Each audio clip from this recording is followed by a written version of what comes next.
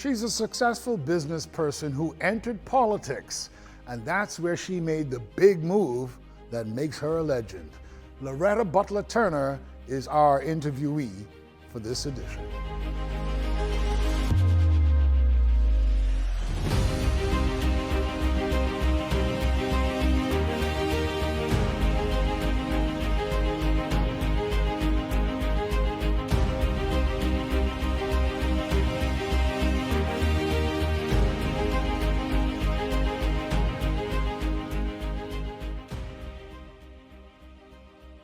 Welcome to our program, Loretta Butler Turner. You've had an outstanding career throughout your life, outstanding careers, I should say, in business and in politics. But of course, I think that's just part of your legacy, because if people don't know it, your grandfather was the late Sir Milo Butler. And of course, Butler's Funeral Home, which was started by your dad, Raleigh, That's right? So, but give me some of your earliest memories as a child, and I believe most of that was in the pond when you were growing up. Absolutely, and you know, when you talk about the pond, obviously you're talking about an historical district of New Providence, one that's familiar to all of us because, of course, we all have roots there. You do too. Mm-hmm. And it was in the 60s that I was born, or very early 60s, mm-hmm. And even though I was born in the pond, born at home, delivered by a midwife, my maternal grandparents took me to Long Island with them before I was 1 year old. Oh, wow. And so I spent my formative years growing up on the family island, in Long Island in particular. And then, of course, I was returned to Nassau when it was time to go to school. Had all of my early education also in the pond, starting at Bambi Kindergarten, which was then run by the late Simeon Bowes' wife. Okay. That's right. And then, of course, went to Kingsway Academy. A lot of people do not know that Kingsway Academy was on Dowswell Street at the time, and it's where Bay Street Garage currently resides. And then, of course, the historic St. Andrews, the desegregation of St. Andrews School in 1967, when my older brother was the first black student to enter. 2 years later, I entered after my sister. So we were groundbreakers from an educational perspective. And if I may, because I remember from doing a story on A.D. Hanna, that he was like, you know, well, if you don't have that family in, the Butlers by next week, you'll be losing your license. It was the beginning of the unionization as well. And you know, as I said, it was 67, so it was right on the heels of majority rule. And so it was a real changing time for the Bahamas. How aware were you of what was going on at that time? We were so, I don't think I understood politics, but having grown up in the pond, you realize that the Milo Butler store, which was just a stone's throw away from where we grew up, was like the epicenter, not just of business, because of course everybody came from the family islands, went there to get their provisions and stuff from Potter's Key Dock. Right. And of course, a part of serving and being in that store, I remember the posters all the way in the windows right behind the kerosene drum where we served kerosene. There was Lyndon Pindling and there was Milo Butler. Mm-hmm. And of course we saw lots of activity, but all we knew was that, you know, it was campy. And the significance of that, you know, I would have only been 7 years old. I'm not sure I truly understood it. Mm-hmm. But you ended up following your father's footsteps. But if I remember correctly, you had another passion. Didn't you want to be an actress at some point? I wanted to be an actress. I thought I'd see my name in stars and lights and everything. And you know, it's interesting you should bring that up because I was so, in high school, I was a part of the Drama Society, I was a part of the public speaking, debating society. So I really felt that, you know, I had a passion for communicating. And, you know, acting is another... Which you do. I thought I did. Acting was another form of communication. But of course, you know, we come from very practical stock. My parents told me, acting? You gotta be crazy, you better find a real job. So no, I then sort of pivoted into the only thing I thought I could do otherwise, and that was funeral service. Mm-hmm. I was very good at sciences, you know, I excelled in that, biology, physics, chemistry, and so it was sort of a natural fit. Mm-hmm. Now, I'll tell you the key to this, though. I think my father always thought that his sons would succeed him in the business. And, you know, as we talk a little bit more, you remember the patriarchal type society. So even though I went into the funeral service business, at first I don't think he was so excited about it because he really wanted one of the boys to do it, which they decided they weren't going to do. Exactly. So I became a trailblazer in that field. Yeah, you did actually, and you were definitely one of the first fully licensed female morticians in this country. Huh? I was the first. You were the first. Now, there were, you know, my Aunt Jane. Yes. Her husband had died. He was a qualified funeral director. Absolutely. But she carried on the business of funeral service. Right. And then, of course, her son came up and succeeded and carried that on. So from an administrative standpoint, there were women in the business. But from a practitioner's point of view, I was the first woman to actually be a qualified and licensed funeral director. So you obviously were aware of that, but what did it mean to you to be the first? Well, I'll tell you, there were so many people that stereotyped me. And I think this is a part of the entire gender that we fight with on so many levels. You know, oh, you're a female, you must be the secretary. Oh, so you're a female, you must just be a lady attendant. So they always want to stereotype you. They didn't believe that I was actually the one in the back doing the embalming, preparing the dead people, getting my hands, you know, right in there and doing everything. But over time, you know, people came to understand that, hey, no, she's not the secretary. She's actually the embalmer, funeral director. And you actually, I mean, the Butler's Funeral Home actually grew under your leadership. Well, I'll tell you, my father, I think, you know, he had done so much. And he was a pioneer in so many ways. Of course. But, you know, when you get older, you sort of lose that edge. And so I was really excited that when I was fully integrated into the business, not only did I grow it, but we also expanded to Grand Bahama. And, of course, we were serving all of the family islands. So it was interesting coming up in a male-dominated profession. And then, of course, pivoting into another male-dominated field. So I think I got a lot of training under my father because he was very hard-nosed. He was not very complimentary. He was always, you know, you can do better. You can, you know. So I think he really pushed me to perfection. And so I think that coming up against any sort of situation, I was prepared for it.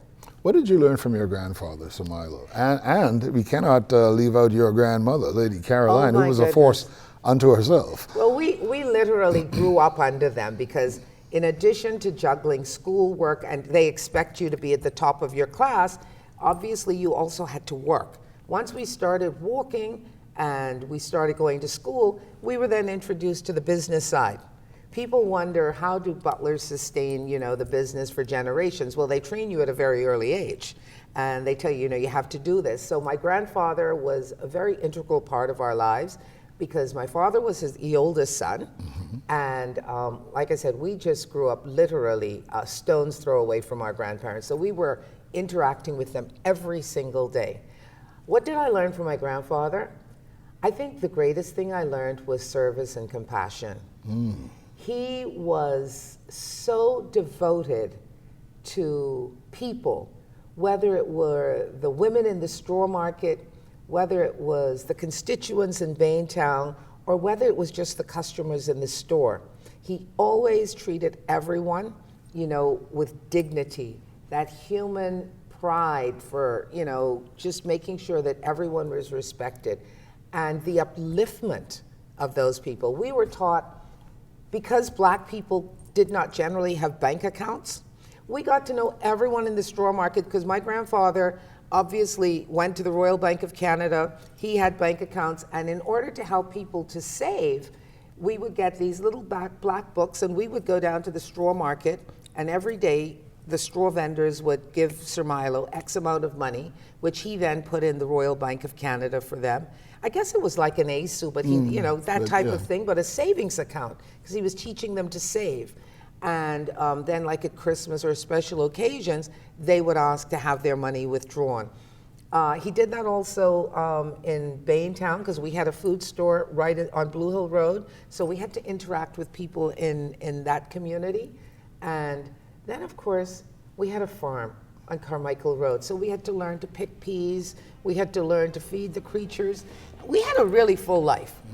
Now, this all leads to your next phase, of course, and we're going to talk about that. We're speaking with Loretta Butler Turner on Legends. Stay with us.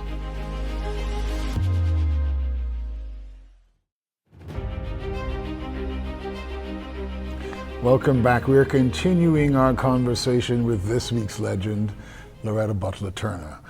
Now, people didn't think that you would be the one to go into politics, but you did. How did that all happen?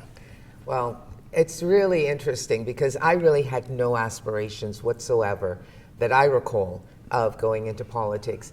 It was such an interesting time because it was in the late 1990s, early 2000, when I was approached by very lovely Sylvia Scriven, who I had actually gotten to know very well. And she was actually getting ready to retire from the constituency of St. Margaret's.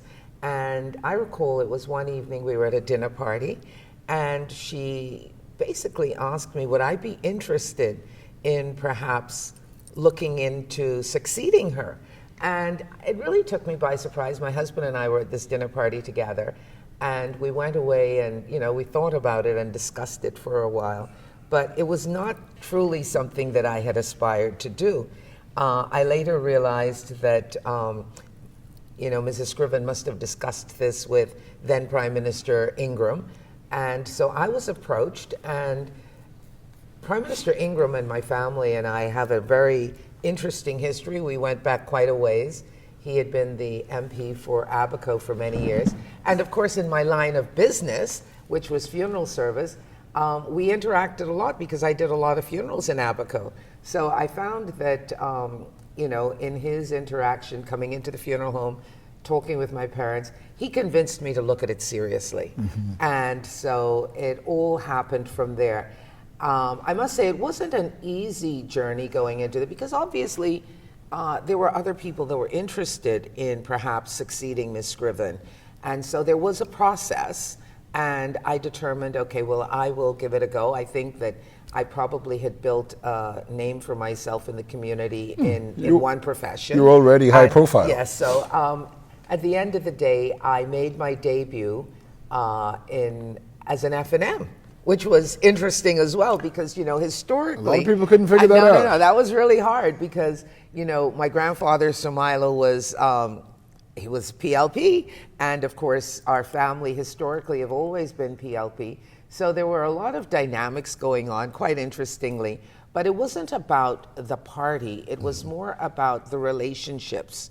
So I was able to translate and move on and actually follow the leader of Mr. Ingram, who I personally had a lot of respect for. And that was my jaunt into politics. I actually ran for the very first time in 2002 in the St. Margaret constituency. And what was interesting about that race was that Pierre Depuch had been booted out of the F&M, and he still wanted to run, and he determined he would run as an independent. The PLP, on the other hand, did not run a candidate in that election. They actually deferred their support to Pierre Depuch. But it was a 4 or 5 way race because Cassius Stewart had run under I think it was the BDM, I think. BDP or something like that. And then there was BDP. BDM and then there was also the lady, Mrs. Pratt, who was a resident of St. Margaret and a craftswoman. So it was a very interesting time, and I believe that even though the F&M lost that election, I think that I had a very good chance of winning that seat. But I made a very novice mistake one evening at one of our rallies, and I think the most important thing when you're entering politics and you're new, stick to the script. Stick to the script, because I actually went off script. said a few things that maybe were not appropriate at the time. And even though I think I was leading the race up to that point, I narrowly was defeated at the end of the day by 25 votes by Mr. DePuch. Wow, but what a great debut. It was a great debut, but you know, it taught me this very profound lesson of learning and not losing. Mm-hmm. And even though I had lost the race, in my opinion, the greatest takeaway was what I learned. That's true. And so I learned that, you know, I've got to be very intentional in everything that I do and not make mistakes again. Well, that's interesting now that you say intentional. You use the word intentional because you obviously were very intentional when you carried out that coup against the former leader of the Free National Movement, Dr. Hubert Minnis, using the law, understanding the law, and winning, at least for that point. It was very intentional. Explain that. Because it was very, very intentional. You know, I think that, you know, when I look back on my relationship with then leader of the opposition, Hubert Minnis, I always thought we enjoyed a good relationship. But I came to understand during the course of our political career that he was very, I think maybe uncomfortable. And I'm assuming that because that's the feeling I got. I could be wrong, and maybe he can speak to it. But you think I felt because you were a woman. I thought it was also. I was always very articulate in presenting my case. I obviously have a very dominating, strong personality. I think he was a bit intimidated by me. So, you know, at the end of the day, rather than successfully leading us as a team, he was constantly, in my opinion, excluding me, diminishing my position, even though I was then the deputy leader. And basically, he wanted to be rid of me. So I think that at the end of the day, as we performed our roles in opposition, it became apparent to the team. There were 9 of us, 8 males, and I was the lone female. It became apparent to the team the separation that was happening within the caucus. And it was the team that actually approached me, the majority of them, and said, listen, we no longer can repose our confidence in the current leader, and we'd like for you to consider becoming the leader of the opposition. It was quite a turn of events for me because up to that point, I always felt like I was the lone person on the outside looking in. So I remember Nico Grant in particular being the one who approached me and asking me, you know, would I consider this? And, you know, the rest was history because we used the tenets of the Constitution, okay, which says essentially that the leader of the opposition must be that individual who holds the confidence of the sitting MPs.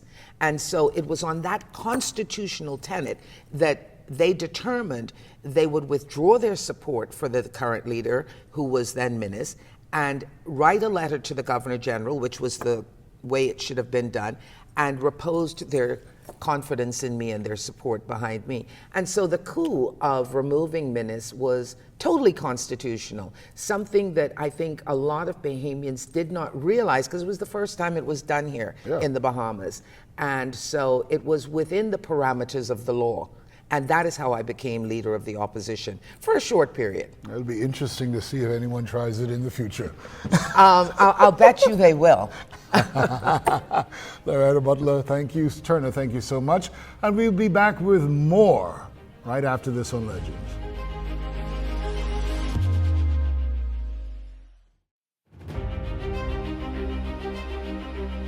We're talking with Loretta Butler Turner and about that infamous moment when she took the reins of leadership of the opposition in Parliament.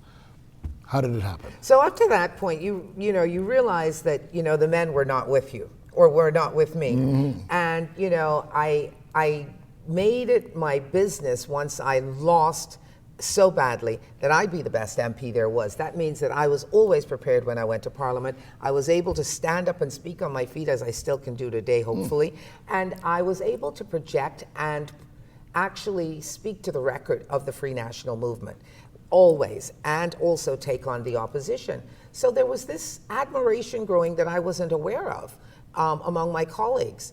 And one of my biggest critics in our caucus said to me one day, "When are you going to take over the leadership?"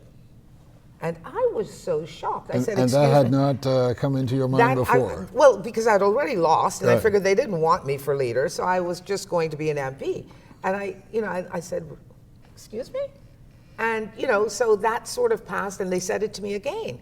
And then, we saw that we were coming up on an election. It was perceived that we were not a cohesive caucus. And I think the grouping, there would have been 7 of us, 9 of us. There would have been 9 of us. And out of that 9, 7 of them said to me, "Loretta," 6 of them said to me, "Loretta, we would like for you to take over the leadership of the opposition." Now, granted, we did not anticipate what would happen afterwards, because we figured that under the Westminster system, which a lot of people don't understand, confidence has to be reposed in the leader At all times. At all times. And so when the leader loses that confidence, then that grouping of MPs can decide they want to go with another person. And it had never been done before, so people were like, "Oh, what did they do?" So on December the 6th, 2016, my colleagues presented a letter to Her Majesty's representative at the time, Dame Marguerite Pindling, to let her know they had no longer reposed their confidence in the then leader of the opposition, and they had determined that Loretta Butler Turner should lead them. And so that is the very historic movement that happened on December the 7th in 2016. And it took the entire Bahamian population by storm. They were, I think, well, one, a lot of people were very proud that you would make such a move. They were astonished that you could make such a move, because, as you said, a lot of people didn't understand the Westminster system. That's right. But now I'll tell you the flip side of that is this.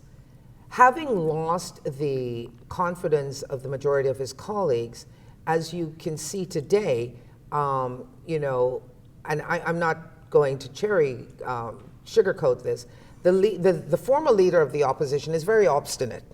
He wants that position again. Of course. So he did not even demit. And because he had such a strong following within the party, now that people have to understand the difference between the party and the parliamentary caucus. Absolutely. So we basically were at odds because he did not relinquish the leadership of the party. And he still controlled a lot of that machinery. So it was just him and his former deputy against the 7 of us. Nevertheless, you made history. And I'm so proud that my colleagues actually saw in me something, because we'd gone a total 180. There was a time when they totally disregarded me. They didn't think that I would be able to do anything. And so it was me just committing myself to doing the work of the opposition that they became aware of my capabilities. And so when you look at women, or you look at anybody in particular, if they say, "If you want to know me, come live with me or come work with me." So they were able to work with me so closely that they then gave me that confidence. Let me ask, could you ever see yourself in frontline politics again? No, I'll tell you what I actually enjoy doing now. I think that it's important for those of us who've gone through this, who've reached a mature age where I am right now. I mean, I'm going to be 65 next year. I would like to help to mentor and groom other persons for public life. In this instance, that's women important. in particular. That's important, because I don't think they get that much opportunity to be groomed. You're sort of thrown in. You're thrown in. And you learn. You sink or That's right. swim. That's right.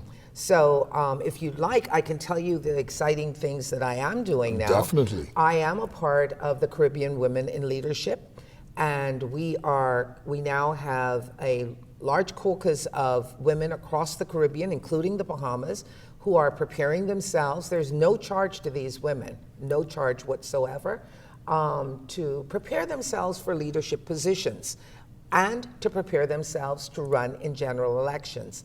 Tonight, I'm proud to say that I will actually be leading the training for women who are interested in leadership, and this is something I've committed to. So I'm not going to commit to doing it one-on-one, and it's totally bipartisan. It's not like I'm choosing whether it's going to be any political side, and it's straight across the Caribbean. So we've got all of our Caribbean countries represented, and what we're trying to do is to bring greater equality, greater representation of females to the decision-making table. And that's critical, and for people who really can't get why it's critical, explain why it is. It is very, very critical because there are many people that feel that they would like to make a difference, and I think that's important.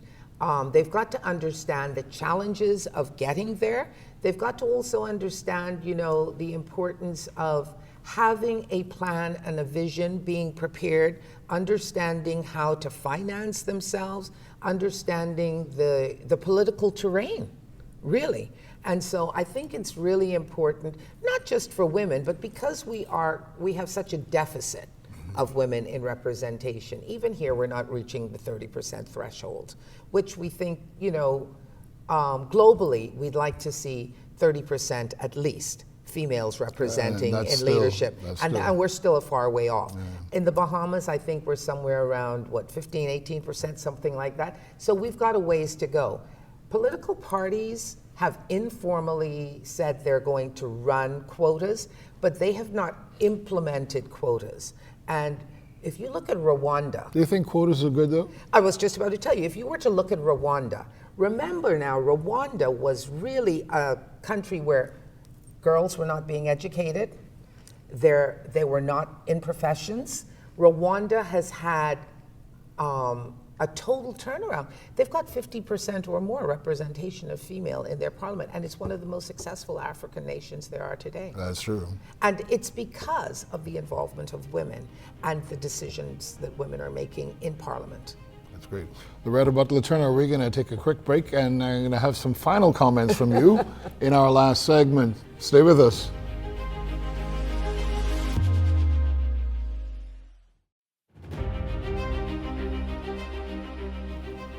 Our final segment here, and we're going to get some final comments from Loretta Butler Turner. I can't believe we're finished in half an hour already. I know, we need 2 hours. I just want to say that, despite me no longer being in frontline politics, I believe that one of the things and one of the visions that I still hold very strongly to for my country is that one day we will actually recognize the importance of women and that we will truly have equality and equity for women on all spheres, whether it's in the workplace, whether it's at the political decision-making table, wherever we are. I'd like to see women elevated and on par with our brothers and the men and leaders of our country. And the fact is, men benefit greatly from women's participation to that level too. I think the entire world benefits, and the country, the Bahamas in particular, can benefit tremendously.